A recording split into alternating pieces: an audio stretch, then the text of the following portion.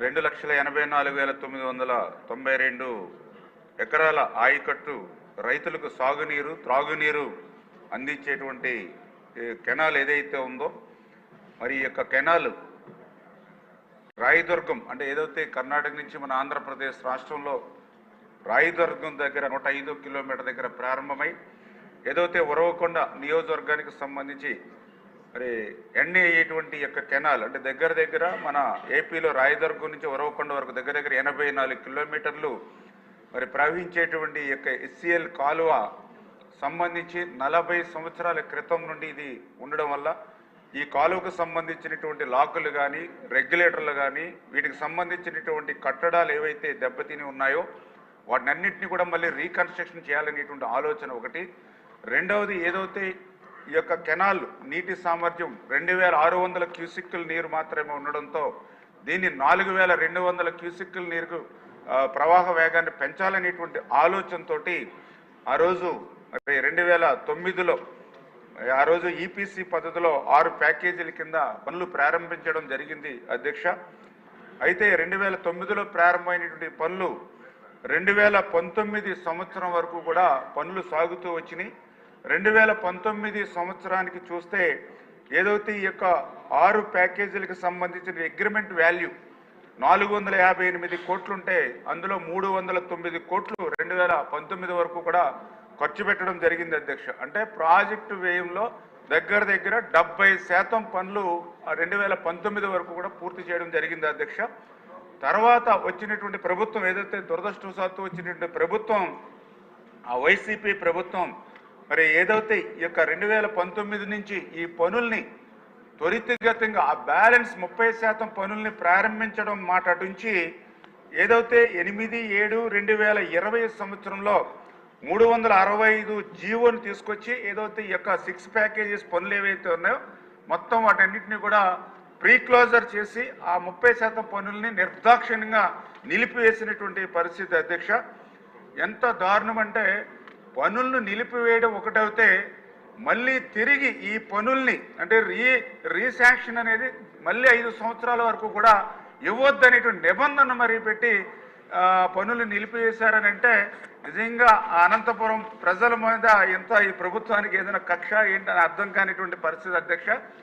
ఏదేమైనా ఎప్పుడైతే ఆ జగన్మోహన్ రెడ్డి ప్రభుత్వం తీసుకున్నటువంటి అనాలోచితమైనటువంటి ఆ నిలిపివేత పనుల వల్ల రీశాంక్షన్ ఇవ్వద్దనే నిబంధనల వల్ల మరి ఆ యొక్క కాలువ పరిస్థితులన్నీ కూడా దిగజారి ఇప్పుడే గౌరవ సభ్యులు చెప్పినట్టుగా ఆ పాత నిర్మాణాలు అంటే ఆ రెగ్యులేటర్లు కానీ ఆ క్రాస్ రెగ్యులేటర్లు కానీ అవుట్ఫాల్ రెగ్యులేటర్లు కానీ బ్రిడ్జెస్ ఇవన్నీ కూడా కొలాప్స్ అయిపోయి కొన్ని చోట్లయితే మీడియాలో కూడా నేను కూడా చూడడం జరిగింది. ఏదైతే లారీలు వెళ్తున్నప్పుడు కూడా బ్రిడ్జెస్ కూలిపోయి కాళ్ళలో పడిపోయినటువంటి పరిస్థితి ఆ రోజు చాలా క్లియర్గా కనిపించింది అధ్యక్ష.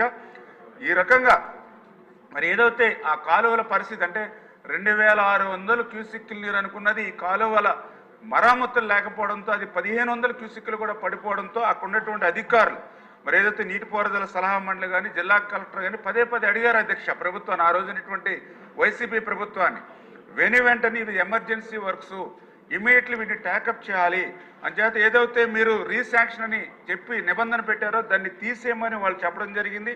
దీనికి ఒక 148 కోట్లు నిధులు కూడా ఇవ్వమని వాళ్ళు రికమెండేషన్ కూడా చేయడం జరిగింది. వాటిని పెడచేమని పెట్టడం జరిగింది అధ్యక్ష. కనీసం 148 కోట్లు మాట్లాడించి కనీసం ఎమర్జెన్సీ వర్క్స్ అయినా చేయకపోతే ఇమ్మీడియట్గా అక్కడ వాటర్ డ్రింకింగ్ వాటర్ కూడా ఇవ్వలేకపోతూ ఉన్నాం. కనీసం ఒక 34 కోట్ల రూపాయలని ఇవ్వని మరి కలెక్టర్ గాని అక్కడ సలహా మండలి అడిగినా కూడా ఆ రోజు నిర్దాక్షిణ్యంగా ఆ రోజు మరి ఆ యొక్క వైసీపీ ప్రభుత్వం వాటిని కూడా మూలన పడేసినటువంటి పరిస్థితి అధ్యక్ష. దీనివల్ల వాస్తవంగా అక్కడ సాగునీరు మాట్లాడించి త్రాగునీరు సమస్య ఇబ్బంది వచ్చినటువంటి పరిస్థితి అధ్యక్ష. అందుకే ఈరోజు ప్రజలను కూడా ఒక్కటే గమనించమని అడుగుతూ ఉన్నాం.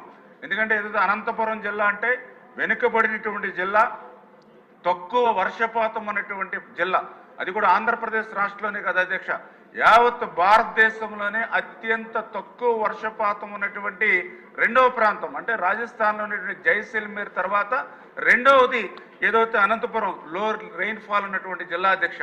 అటువంటి జిల్లాలో ఇతను ఏది 30% పనులు పూర్తి చేయడం మాట్లాడించి 5 సంవత్సరాల వరకు పూర్తి ఇంకా రీశాంక్షన్ ఇవ్వద్దని చెప్పాడనంటే ఏంటి ఆయన ఉద్దేశం? జగన్మోహన్ రెడ్డి గారు మాకైతే అర్థం కాదు.